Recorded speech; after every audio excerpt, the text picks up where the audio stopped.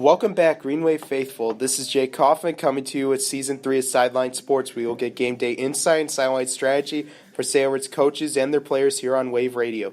Joining me today is starting cornerback number 22, Anthony Kirkwood, and running back number 23, Joe Sacco. Thanks for coming down today, guys. Thanks for having us. Thank you. The Green Wave faithful will pack it up and hit the road once again as the Green Wave take on Chicago Christian Knights.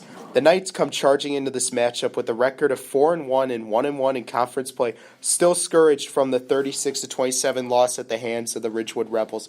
The Knights are now preparing for battle tonight in a must-win and force a tie for the Red Division lead with the mighty Green Wave. Now, Anthony, we've seen in film how the Knights' go-to offensive play calls for the wide receivers to run fly routes. Most of the passes are thrown in front of the receivers, and the receiver comes underneath the ball or the quarterback throws a 50-50 ball that he confidently assumes his receivers will come down with it. How do you think jamming the wide receivers off the line will help with stopping these crucial offensive plays?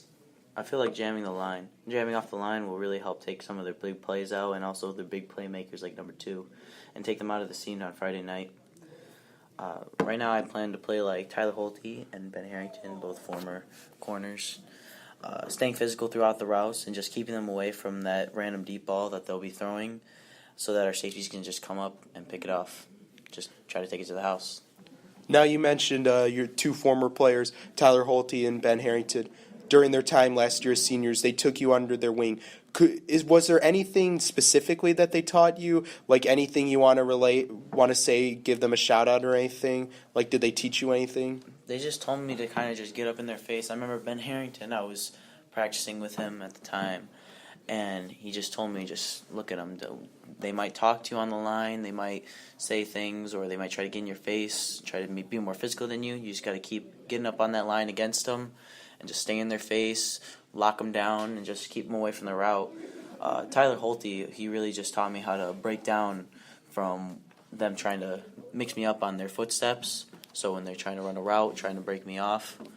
So that helped a lot. But I'm still learning, and this is going to be a good game to test myself, see how physical I can be.